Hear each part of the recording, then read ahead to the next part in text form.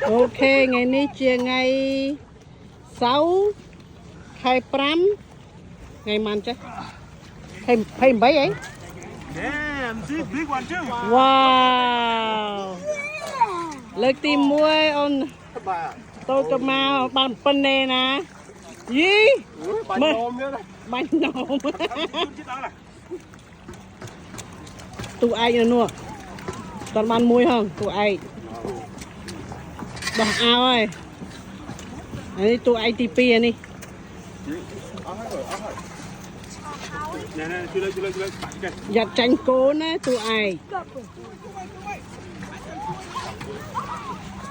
À tụi ai chị bay nó rồi nó mà chal.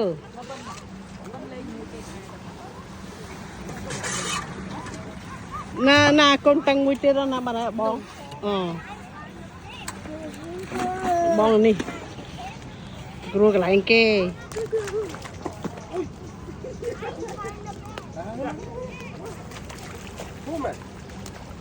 Mà bơi, cùng thôi. Còn như chia săn câu đi.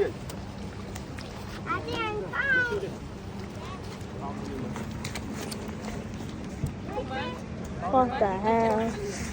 Human, hey, you have fun?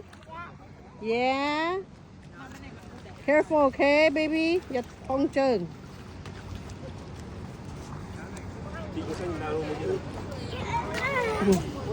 Hey, con tăng mới ní cái bài chất cái bàn lên tắc.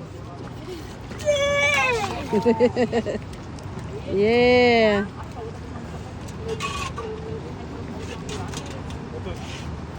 Tức nó trâu á con. Mơ khơi chẳng nó bật trâu á. Đây là một.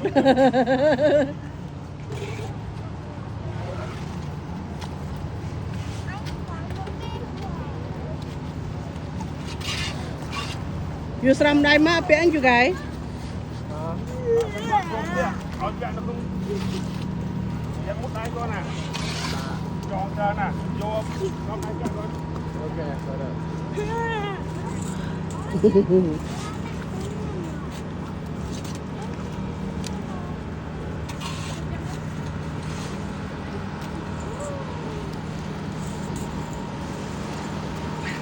Cái đau ơi, trên cái đau anh này. It's getting hot. Nó camping lên tìm mà nó chứ. Rồi một phây rồi. Rồi một phây ấy.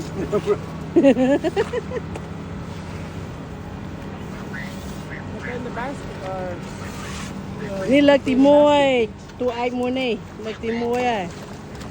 Cái chứ áo bia tiết. Bàn đấy, bàn phí ơi. Bàn phí ấy. Nice, nice.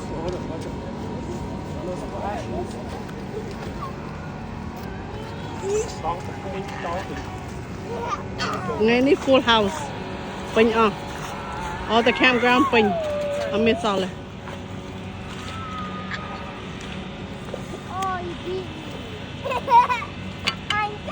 Today is a really nice weather. No wind. And the hottest, the weather is getting hot right now. Dang, sao tụt mới đã đa lực. Tụt đo co mà to cái túi kia. Đây cái làng cột. Làng cho cái đá cái nào. Na. Na. Wow.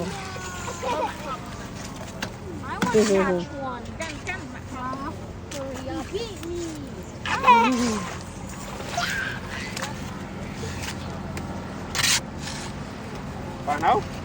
Rồi sẽ đầm nước cái cái đào. Cái nô tôm này. Bạn sao?